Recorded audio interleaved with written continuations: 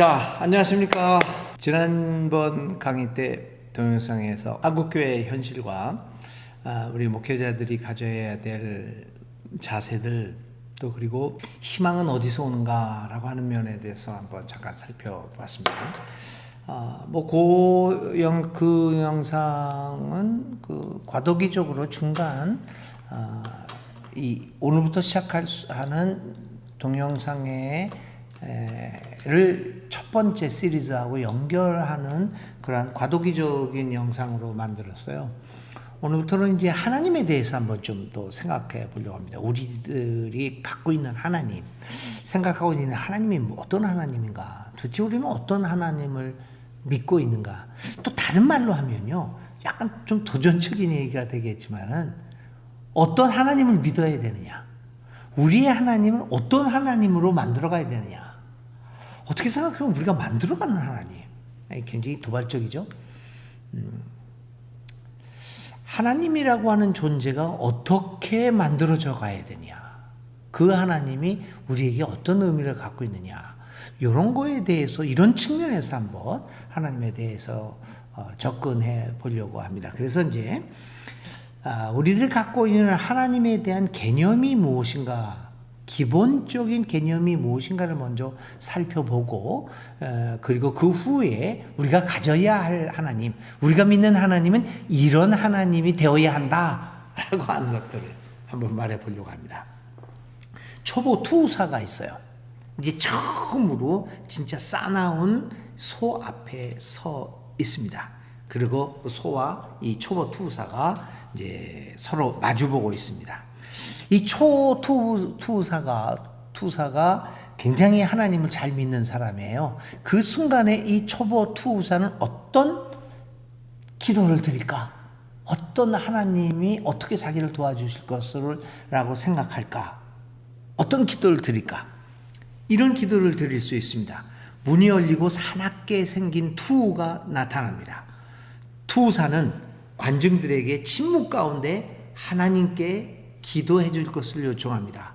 사나운 소가 사라지게 되기를 기도해 주십시오 라고 요구할 수 있다는 것을 한번 가정해 봅니다. 첫 번째 개념입니다. 두 번째 개념입니다.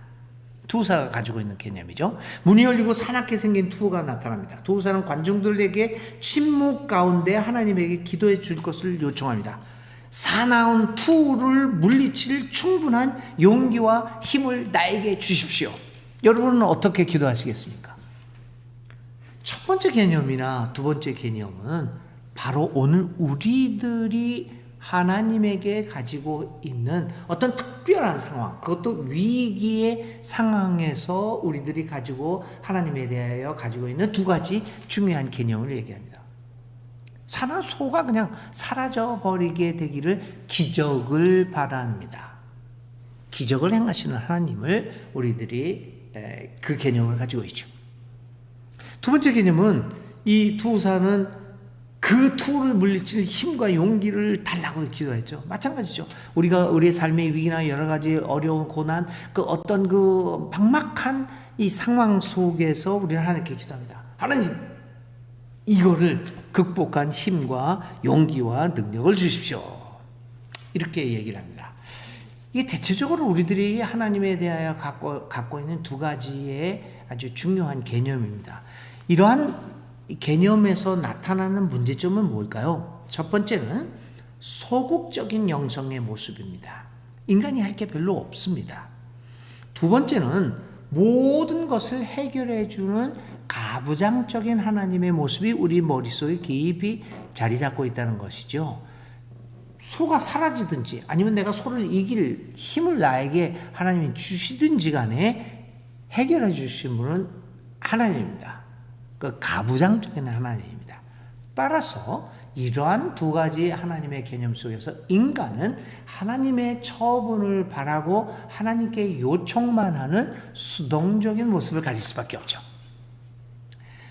네 번째, 이러한 하나님의 개념에서 인간은 내적인 변화를 이루기는 합니다. 기적이 일어나서 소가 사라졌어요?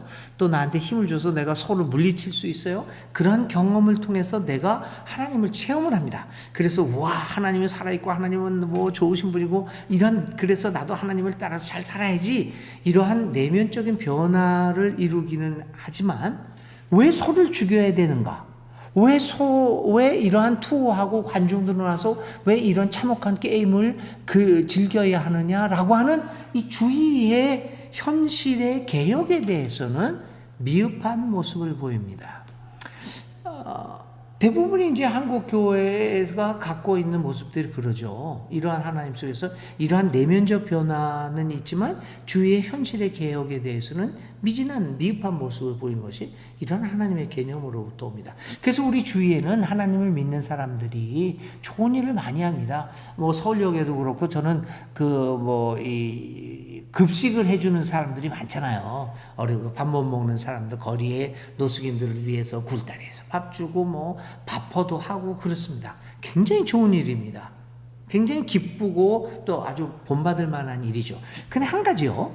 그러한 일들을 하는 사람이 좋은 일을 하는데, 그래서 자기의 기쁨도 있고 사람들에게 좋은 일을 함으로써 내면적 변화를 이루기는 하지만 왜 길거리에 수많은 사람들이 그렇게 밥을 빌어먹어야 하는가?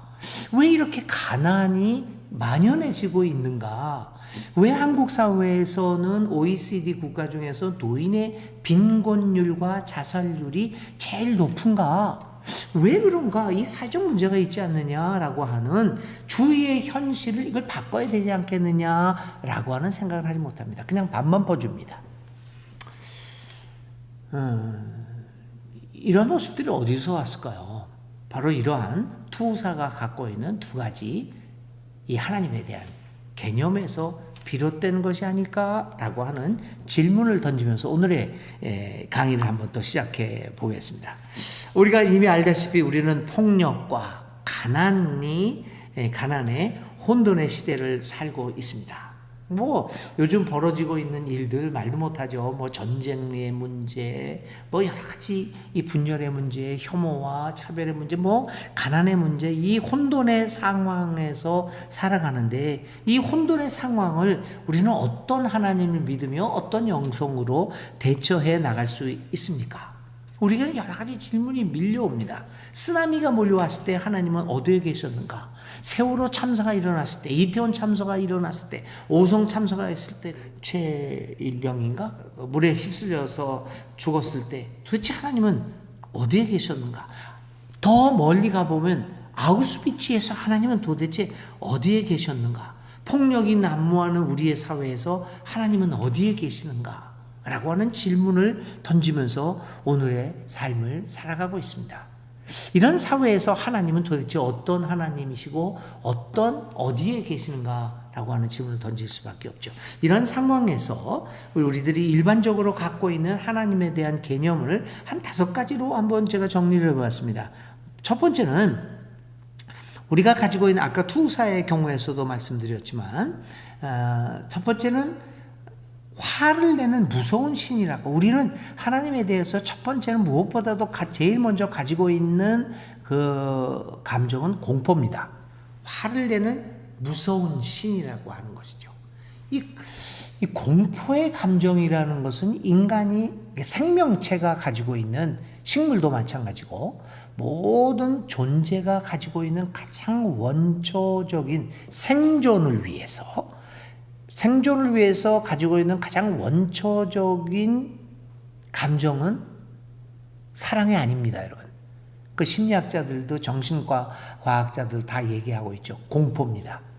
사랑의 감정이 아니라 인간이 생존을 위해서 갖고 있는 가장 원초적인 감정은 공포입니다.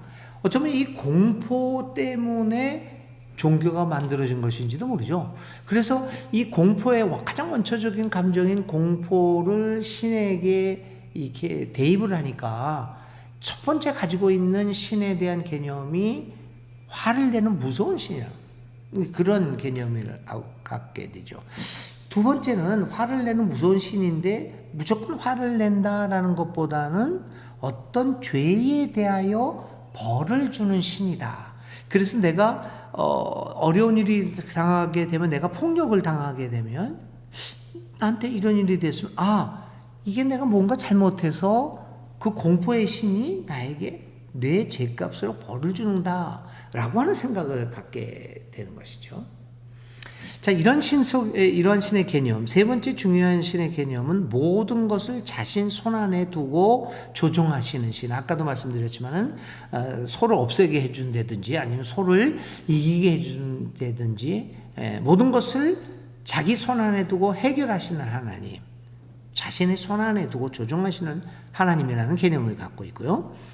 따라서 이러한 그 공포와 벌과 가부장적인 하나님은 인간에게는 희생을 요구하는 신. 이러하니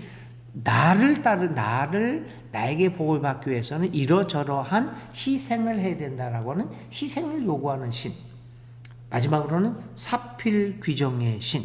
반드시 자신의 뜻을 이루고 자신이 하고 싶은 것을 하는 신이라고 하는 개념이, 이 5가지 개념이 기독교인이건 그렇지 않건 우리 인간들이 가지고 있는 신에 대한 개념이라고 볼 수 있습니다.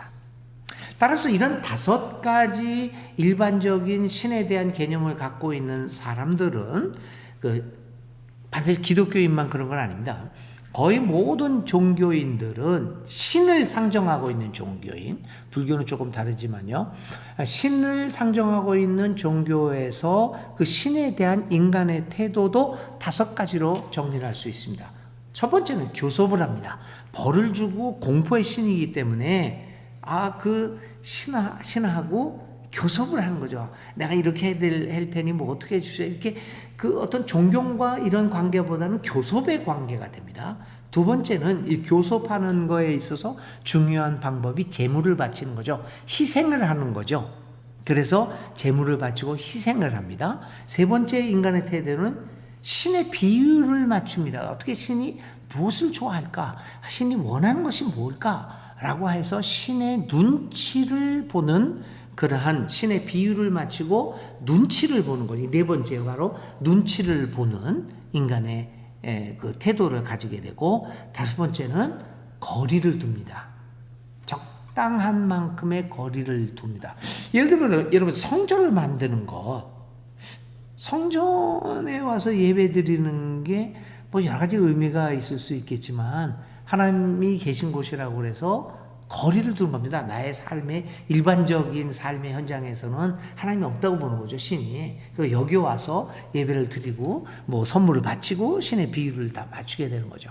그래서 사실 이 성전도 어떤 의미에서 보면 인간의 그 신에 대한 태도에 있어서 거리를 두고자 하는, 그렇지 않습니까? 이렇게 5가지 개념을 가지고 있는 신, 공포의 신이고 뭐 화도 내고 벌도 주고 모든 가부장적인 조종하시는 신인데, 그게 맨날 24시간 나하고 같이 있는 게 제가 마음이 편하겠습니까? 적당하게 거리를 두고 있는 것이 제일 좋지 않습니까?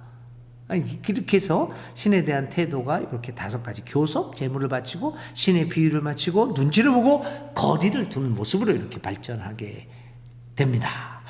자, 이런 모습들의 신은 참 오늘 우리들에게 별로 그렇게 반가운 신의 모습은 아닙니다.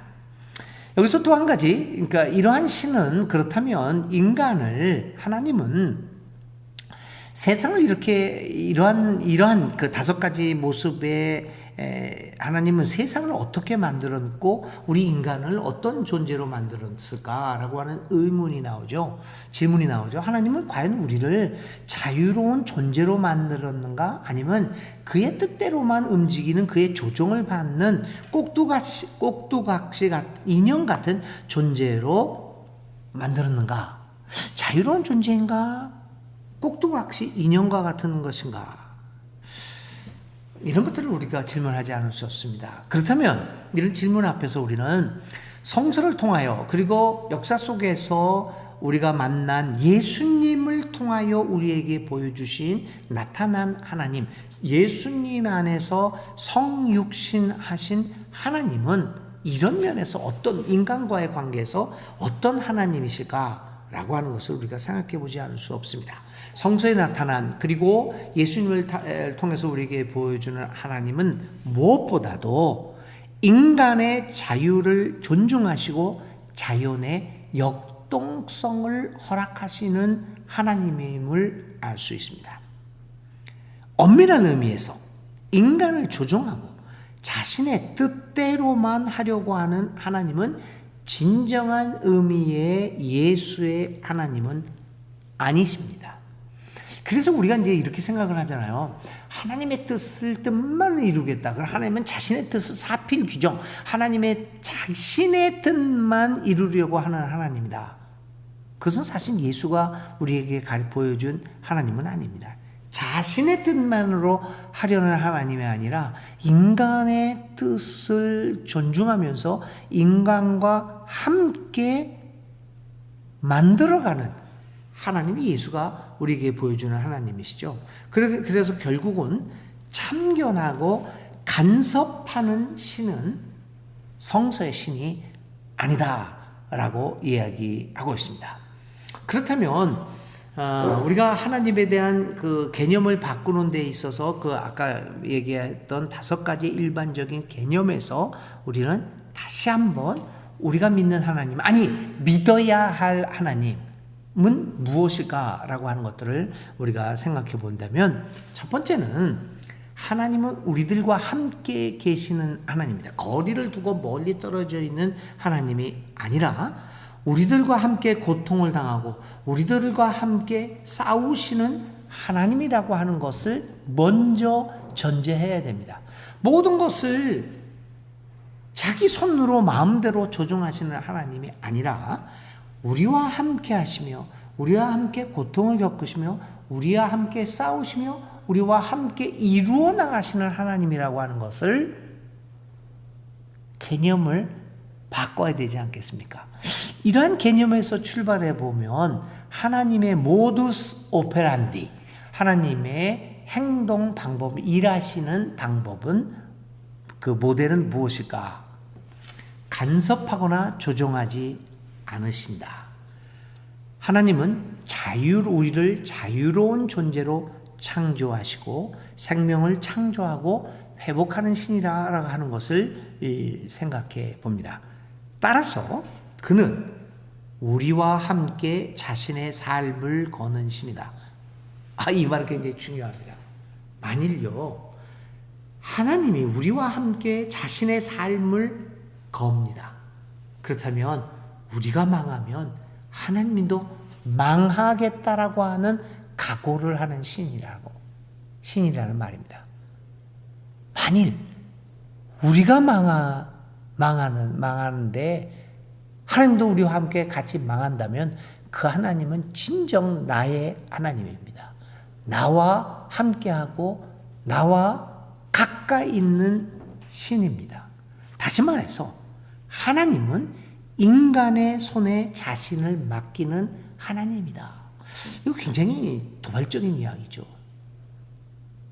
그는 전능의 신입니다. 그러나 이 세계와 인간의 자유와 독립성을 위하여 기꺼이 그의 권력을 포기하는 신이라고 하는 사실. 너무 신을 저쪽 위에만 두고 가부장적으로 만들어 놓고 우린 거기에 복종만 하는 꼭두각시 같은 존재로만 간주하고 있던, 가슴을 치면서 이 보잘것없는 존재를 하면서 이렇게 기도해 하면서 그런 하나님을 모시고 있던 우리들에게는 어떻게 보면 충격적인 이야기가 될 수 있는지도 모릅니다. 그는 인간의 손에 자신의 운명을 맡기는 신이라고 하는 사실. 만일 신이 우리의 손에 자신의 운명을 맡기는 신이라고 한다면 우리도 우리의 운명을 하나님의 손에 맡길 수 있습니다. 그가 전능의 신이기는 하지만 이 세계와 우리의 자유와 독립성을 위하여 그의 권력을 포기하는 신, 그게 사실 성육신의 진정한 의미가 아닙니까? 하나님 됨을 포기한 건 아닙니까? 누구를 위해서? 인간을 위해서. 그렇다면 그런 신이라면 나도 기꺼이 그를 위하여 나의 인간됨을 포기할 수 있지 않겠습니까? 신은 이렇게 우리에게, 인간에게 이 세계에, 이 우주에 자신을 맡깁니다. 그렇기 때문에 하나님이 우리를 도와주시는 것이 아니라 우리가 하나님을 도와드려야 합니다. 하나님을 살려드려야 합니다. 우리가 제대로 살아야 우리의 하나님도 살기 때문입니다. 우리가 제대로 인간이 되어야 그 하나님도 제대로 하나님이 될 수 있기 때문입니다. 왜냐하면 그분은 우리에게 자신의 운명을 걸고 있기 때문입니다. 그래서 하나님이 우리를 도와주는 것이 아니라 우리가 하나님을 도와드려야 한다는 이야기들을 말씀드릴 수 있겠습니다.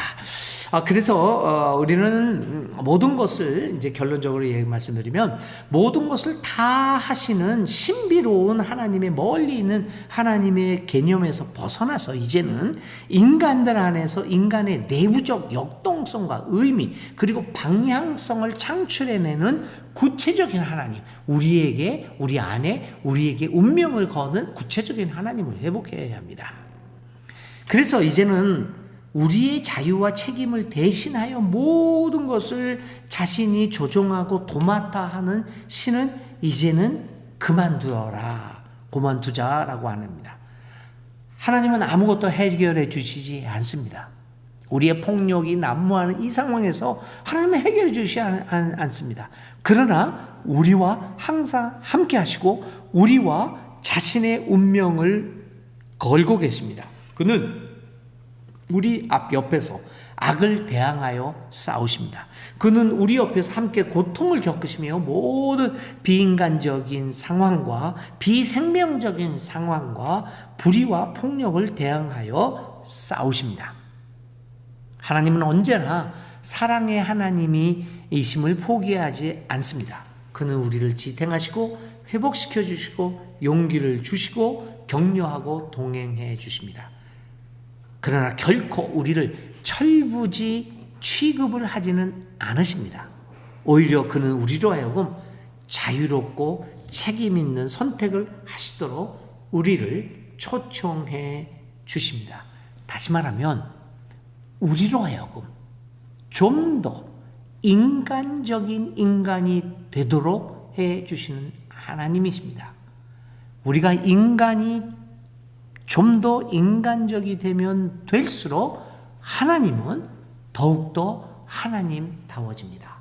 왜냐하면 그 하나님은 자신의 운명을 인간에게 걸고 있기 때문입니다. 달라이 라마에게 물어보았어요. 어떤 신이, 그러니까 어떤 종교가 제일 좋은 종교인가? 이렇게 답변합니다. 당신을 매 순간 더 좋은 사람으로 만들어가는 종교가 제일 훌륭한 종교입니다. 이 종교라는 말을 신으로 바꿔도 되겠죠?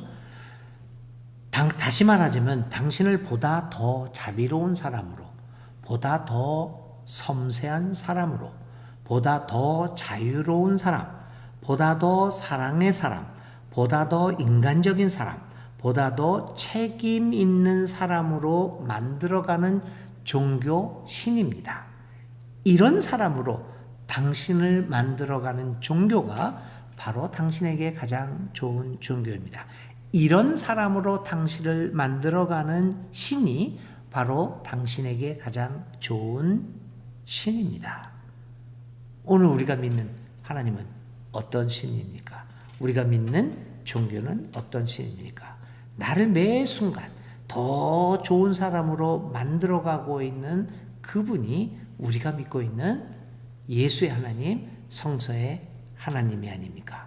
그 하나님, 인간에게 운명을 걸고 있는 이 하나님을 하나님 되게 도와줘야 하는 것이 오늘 믿는 사람들의 삶의 과제입니다. 네, 여기까지 첫 번째 하나님에 대한 생각을 마무리해 보겠습니다. 상당히 어떻게 보면 지금까지 우리가 배웠던 것과 조금 다른 이야기도 있었겠지만 오늘 폭력과 혐오가 날뛰고 있는 이 세계에서 우리가 과연 어떤 종교를 믿어야 되고 어떤 하나님을 믿어야 되겠는가, 어떤 하나님이 필요한가를 다시 한번 생각해 볼 수 있는 계기가 되었으면 좋겠습니다. 또 편안한 하루 되시고 편안한 삶이 되시길 바랍니다. 감사합니다.